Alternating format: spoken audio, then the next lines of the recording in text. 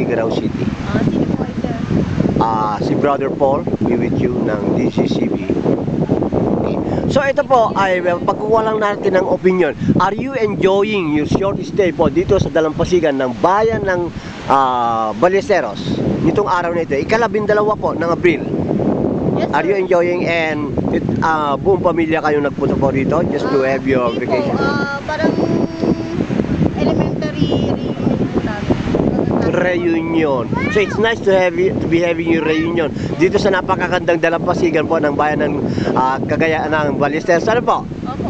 Okay, I hope na your short stay will be very enjoying and then sana walang mga unusual incidents na magaganap sa inyo. We are praying for that sa lahat ng mga nagpupunta dito po sa Dalampasigan ng Ballesteros, Cagayan. Now, itanong ko po sa inyong, is this your first time po na nagpunta dito or many times?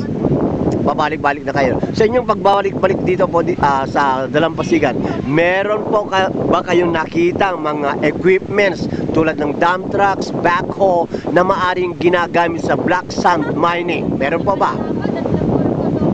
Wala pa naman po. Wala kayong nakita? Hindi ko lang po alam sa kanila. Hindi,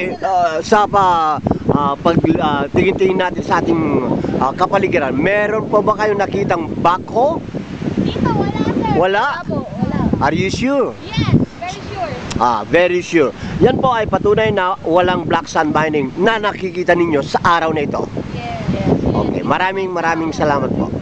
Para sa DZCB facilities ng Brother Paul, be with you.